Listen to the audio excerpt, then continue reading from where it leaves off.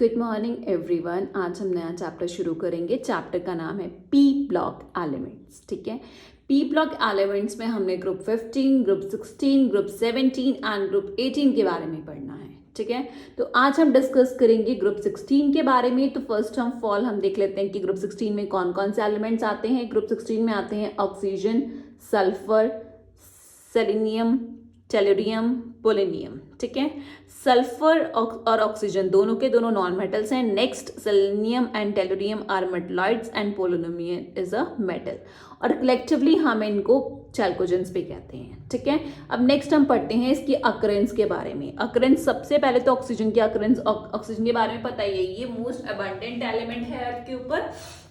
और ऑक्सीजन जो है वो फ्री फॉर्म में एग्जिस्ट करता है O2 की फॉर्म में, और 20.95% बाय वॉल्यूम जो है वो एटमॉस्फेयर में इसका कंसंट्रेशन है इसकी। नेक्स्ट है सल्फर। सल्फर जो है वो 16th मोस्ट अबंडेंट एलिमेंट है, और ये जो है 0.03 से लेकर 0.01 percent by mass of the earth crust के ऊपर प्रेजेंट होता है। नेक्स्ट है सेलेनियम एंड टेलुरियम। सेलेनियम और टेलुरियम जो है वो अगर करते हैं एज अ सेलेनाइट्स एंड टेलुराइट्स, सल्फाइड की ओर में प्रेजेंट होते हैं एज सेलेनाइट्स एंड टेलुराइट्स। वहां से इनको एक्सट्रैक्ट करके सेलेनियम एंड टेलुरियम मेटल जो है हमें मेटलॉइड जो है वो हमें ऑब्टेन होते हैं। Next is polonium. पोलोनियम जो है वो एक डिके प्रोडक्ट है थोरियम और यूरेनियम का। मिनरल्स के जो थोरियम और यूरेनियम मिनरल्स होते हैं, जब वो डिके करते हैं तो वहां पे जो एक प्रोडक्ट बनता है, प्रोडक्ट की जो फॉर्मेशन होती है उसमें से एक पोलोनियम है। ठीक है, ये तो हो गई इसकी अकरेंस की बात। नेक्स्ट हम इसके बारे में डिस्कस करेंगे इसकी एटॉमिक प्रॉपर्टीज के बारे में। एटॉमिक प्रॉपर्टीज में फर्स्ट प्रॉपर्टी है इलेक्ट्रॉनिक कॉन्फ़िगरेशन। जो ग्रुप 16 एलिमेंट हैं इनके आउटर मोस्ट शेल में 6 इलेक्ट्रॉन्स होते हैं। ठीक है, ये सारे मैंने एलिमेंट्स लिखे हैं, उनके एटॉमिक नंबर्स मेंशन किए हैं, एटॉमिक मासेस मेंशन किए हैं एंड इलेक्ट्रॉनिक कॉन्फ़िगरेशन मेंशन की है। ठीक है, जो ऑक्सीजन है, ऑक्सीजन का जो फर्स्ट इलेक्ट्रॉनिक कॉन्फ़िगरेशन है helium 2s2 2p4, outer most में 6 electron. Sulphur neon 3s2 3p4, outer most में 6 electron. Selenium argon 3d10 4s2 4p4, outer most में 6 इलेक्ट्रॉन। ऐसे कंटिन्यू हमने सबकी इलेक्ट्रॉनिक कॉन्फ़िगरेशन जो है वो मेंशन कर दी है यहाँ पे। नेक्स्ट है एटॉमिक एंड आयनिक रेडियाई। अब एटॉमिक एंड आयनिक रेडियाई जो है उनके ऊपर क्या इफेक्ट पड़ता है, वो डिक्रीज होते हैं या इंक्रीज होते हैं, उसके बारे में डिस्कस करते हैं। जब हम लोग डाउन द ग्रुप मूव करेंगे, ऑक्सीजन से सल्फर, सल्फर से सेलेनियम, सेलेनियम से टेलुरियम, टेलुरियम से पोलोनियम, जब डाउन द वर्ड मूव करेंगे तो जो एटॉमिक साइज है वो या फिर आयनिक साइज है वो इंक्रीज करेगा, क्योंकि देखो यहाँ पे नंबर ऑफ शेल्स जो हैं वो इंक्रीज कर रही हैं। ठीक है, अगर नंबर ऑफ शेल्स इंक्रीज करती जाएंगी तो एटॉमिक और आयनिक रेडियाई भी क्या करेगा, इंक्रीज करेगा। ठीक है, और अगर हम लोग लेफ्ट टू राइट की बात करें, मतलब ग्रुप 15 से ग्रुप 16 में जाएं, तो अगर 15 से 16 में जाएंगे तो जो हमारा एटॉमिक रेडियाई है वो डिक्रीज करेगा, क्योंकि वहां पर न्यूक्लियर चार्ज जो है वो इंक्रीज करता है, तो जो हमारा एटॉमिक रेडियाई है वो डिक्रीज करेगा।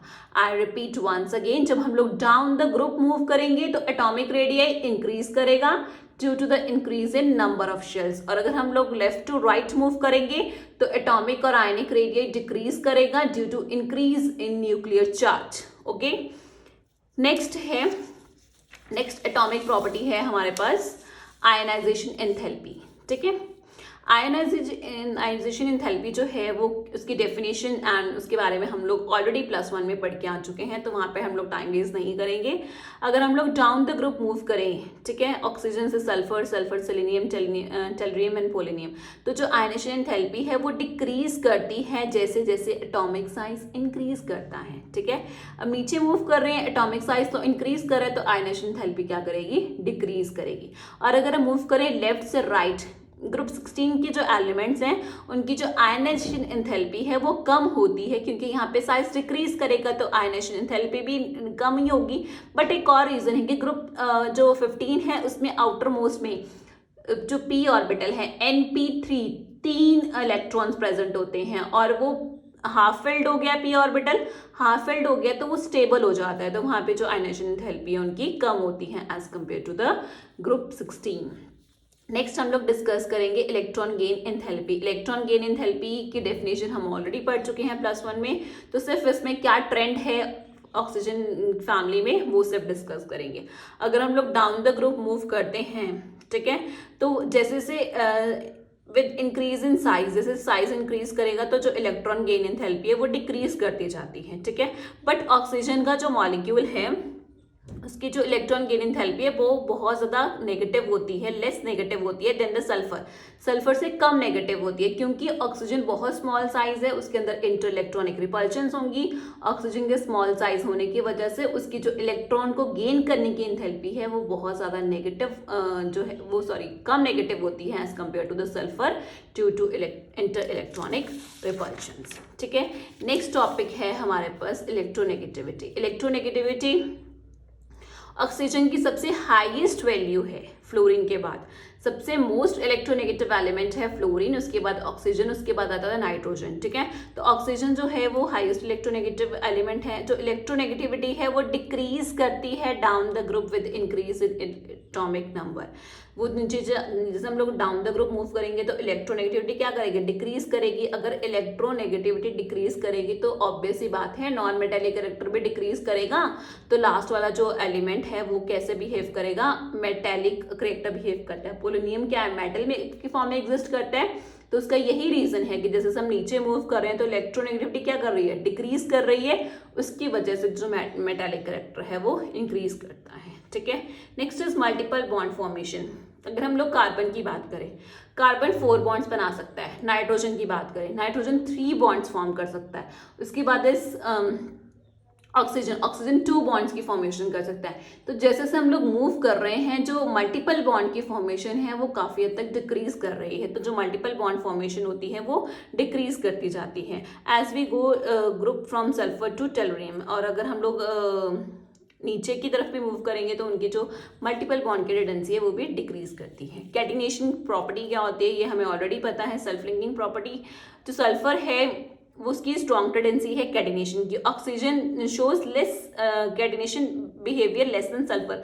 ऑक्सीजन कम शो करता है, क्यों? क्योंकि ऑक्सीजन का जो साइज है वो बहुत छोटा है। छोटा साइज होने के कारण उसके अंदर रिपल्शंस हो सकती हैं, जो उनके लोन पेयर के बीच में रिपल्शंस होंगी ऑक्सीजन ऑक्सीजन बॉन्ड के। उस बॉन्ड की रिपल्शंस की वजह से जो ऑक्सीजन है वो कैटिनेशन की प्रॉपर्टी कम शो करेगा as compare to the sulphur. I hope so यहाँ तक आपको समझ आ गया होगा। ये थी हमारी एटॉमिक प्रॉपर्टीज। नेक्स्ट है फिजिकल प्रॉपर्टीज। फिजिकल प्रॉपर्टी में पहली प्रॉपर्टी है फिजिकल स्टेट। ऑक्सीजन जो है वो डायएटॉमिक गैस में एग्जिस्ट करता है। सल्फर और बाकी अदर एलिमेंट्स जो हैं वो सारे के सारे ऑक्टा एटॉमिक सॉलिड फॉर्म में एग्जिस्ट करते हैं।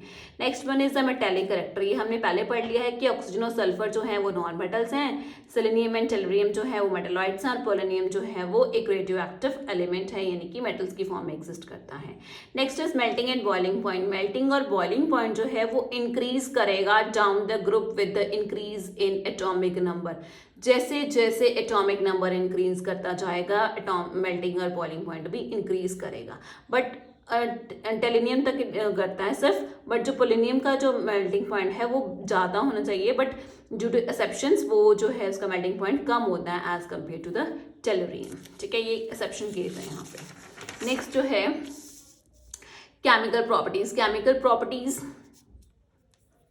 जो है केमिकल प्रॉपर्टीज में फर्स्ट हम लोग डिस्कस करेंगे ऑक्सीडेशन स्टेट। जो एलिमेंट है 16 ग्रुप के वो नंबर ऑफ ऑक्सीजन स्टेट जो है वो शो करते हैं। तो जो स्टेबिलिटी है -2 ऑक्सीजन की वो जब हम लोग डाउन द ग्रुप मूव करेंगे तो वो डिक्रीज होती जाती है। ऑक्सीजन -2 में एग्जिस्ट करता है, बाकी जो है वो -2 में एग्जिस्ट नहीं करेंगे। जो पोलोनियम है वो बहुत कम -2 ऑक्सीजन शो जो है हार्डली करेगा, बहुत रेयर चांसेस होंगे कि वो -2 ऑक्सीडेशन स्टेट शो करेगा। इलेक्ट्रोनेगेटिविटी जो है ऑक्सीजन की वो बहुत ज़्यादा है। Then oxygen shows only negative oxidation state. जो हमेशा ऑक्सीजन है वो नेगेटिव ऑक्सीडेशन स्टेट ही शो करता है। बट कुछ ऐसे एक्सेप्शन केसेस हैं, जैसे OF2 में जो फ्लोरीन ज़्यादा इलेक्ट्रोनेगेटिव है तो यहाँ पे जो ऑक्सीजन है वो +2 ऑक्सीडेशन स्टेट में होता है। और O2F2 की बात करें तो यहाँ पे ये +1 ऑक्सीडेशन स्टेट में एग्जिस्ट करता है। ठीक है, और H2O2 की बात करें तो यहाँ पे ये -1 ऑक्सीडेशन स्टेट में भी एग्जिस्ट करता है। ठीक है, जो सल्फर हो गया, सेलेनियम, टेलुरियम एंड पोलोनियम, ये +2, +4 एंड +6 तीन ऑक्सीडेशन स्टेट शो करते हैं। बट जो +6 की ऑक्सीडेशन स्टेट की स्टेबिलिटी है वो डिक्रीज करती जाएगी जैसे जैसे हम लोग डाउन द ग्रुप मूव करते जाएंगे, और जो स्टेबिलिटी है +4 की वो इंक्रीज करेगी due to the inert pair effect. इस इनर्ट पेयर की इफेक्ट वजह से जो down the group +4 oxidation state जो है वो ज़्यादा स्टेबल होती है। ठीक है, नेक्स्ट है हमारे पास ट्रेंड्स इन केमिकल प्रॉपर्टीज। अब केमिकल प्रॉपर्टीज में कैसे ट्रेंड्स आएंगे वो हम लोग डिस्कस करेंगे। फर्स्ट इज मतलब केमिकली ये कैसे रिएक्ट करते हैं, ये सब कुछ इनके केमिकल प्रॉपर्टीज के अंदर ही आ रहा है। रिएक्टिविटी टूवर्ड्स हाइड्रोजन, अब जितने भी एलिमेंट्स हैं ग्रुप 16 के वो स्टेबल, वोलेटाइल और बायवेलेंट हाइड्राइड्स की फॉर्मेशन करते हैं, जैसे कि EH2, H2E। ई यहाँ पे क्या है, कोई भी एलिमेंट हो सकता है ग्रुप 16 का। ठीक है, अगर हम इनके एसिडिक करेक्टर के बारे में बात करें तो एसिडिक करेक्टर जो है वो इंक्रीज करता है फ्रॉम वाटर टू टेलुरियम। अब वाटर से टेलुरियम तक आने में, ऑक्सीजन से टेलुरियम तक आने में जो हमारा एसिडिक करेक्टर है वो इंक्रीज कर रहा है। अब ये एसिडिक करेक्टर इंक्रीज क्यों कर रहा है, इसका क्या रीजन है? इसका ये रीजन है कि जैसे H2O है, यहाँ पे H2A, साइज इंक्रीज करेगा। साइज इंक्रीज करने की वजह से क्या होगा कि जो बॉन्ड लेंथ है वो भी इंक्रीज करेगी। बॉन्ड लेंथ इंक्रीज करेगी बट बॉन्ड स्ट्रेंथ तो डिक्रीज कर रही है। जितना ज्यादा बॉन्ड बड़ा होता जाएगा तो बॉन्ड की स्ट्रेंथ उतनी, बॉन्ड की जो स्ट्रेंथ है वो बहुत कम होती जाएगी, वीक होता जाएगा बॉन्ड। अगर बॉन्ड वीक होता जाएगा तो वहां से हाइड्रोजन जो प्रोटोन को जो रिलीज करना वो ईजी हो जाएगा। इस वजह से जो इनका एसिडिक स्ट्रेंथ जो है वो ये वाला ऑर्डर फॉलो करती है। सबसे ज्यादा एसिडिक H2TE टेलुरियम है। क्यों? क्योंकि यहाँ पे जो बॉन्ड का डिस्टेंस है हाइड्रोजन और टेलुरियम का वो बहुत ज्यादा है, क्योंकि टेलुरियम का साइज बहुत ज्यादा है। उसका साइज ज्यादा होने की वजह से क्या है कि वो उसका साइज ज्यादा होगा तो जो हाइड्रोजन है और उसके बीच में बहुत डिस्टेंस आएगा बॉन्ड फॉर्मेशन में। हाइड्रोजन और टेलुरियम के बीच में काफी ज्यादा डिस्टेंस होगा। वो डिस्टेंस होने की वजह से वो बॉन्ड जल्दी ब्रेक करेगा।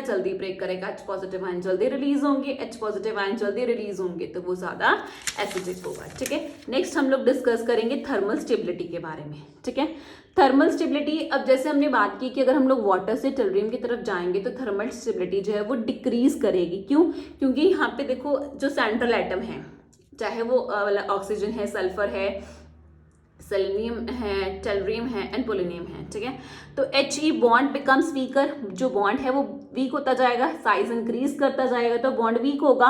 वो बॉन्ड वीक होता जाएगा तो हम वो हीट करने पे इजिली ब्रोक कर जाएगा। तो मीन्स इसकी जो थर्मल स्टेबिलिटी है डाउन द ग्रुप वो डिक्रीज करती जाएगी। Next is melting and boiling point. Melting and boiling point में से मैक्सिमम टाइम्स इनकी रीअरेंजमेंट से में यहाँ से बहुत सारे क्वेश्चन अराइज होते हैं, तो ये टॉपिक थोड़ा सा ज़्यादा इंपॉर्टेंट है। सारी प्रॉपर्टीज में से ये मोस्टली इंपॉर्टेंट प्रॉपर्टी है। तो वाटर जो है वो exceptionally very high due to strong hydrogen bonding. Water का मेल्टिंग पॉइंट और बॉइलिंग पॉइंट जो है वो सबसे ज़्यादा है बिकॉज ऑफ हाइड्रोजन बॉन्डिंग। ठीक है, अगर हम लोग बाकियों के बारे में बात करें, सल्फर, सेलेनियम, टेलुरियम के बारे में, melting and boiling point increases due to increase in magnitude of van der Waals forces. यहाँ पे कैसे क्या होता है कि जितनी ज़्यादा वंडरफॉल फोर्सेज का मैग्नीट्यूड होगा उतनी ही ज़्यादा जो है वहाँ पे मेल्टिंग एंड बॉइलिंग पॉइंट होगी। और अगर हम लोग बात करें वंडरवॉल फोर्सेस की तो वो इंक्रीज करती है with the size of atom. It means that इसका पहले तो इसके बीच में तो हाइड्रोजन बॉन्ड नहीं है, इसलिए इसका मेल्टिंग और बॉइलिंग पॉइंट ज़्यादा होने वाला है। बट इसके बीच में वंडरवॉल फोर्सेस जो हैं वो ज़्यादा हैं, इसलिए इनका जो मेल्टिंग और बॉइलिंग पॉइंट है वो उससे ज़्यादा होगा। फिर सेलेनियम का उससे कम होगा और सब लास्ट में सल्फर का लास्ट होगा। ठीक है, केमिकल प्रॉपर्टीज और भी हैं, वो हम लोग नेक्स्ट वीडियो में डिस्कस करेंगे। आई होप सो यहाँ तक आपको समझ आ गया होगा। Thank you.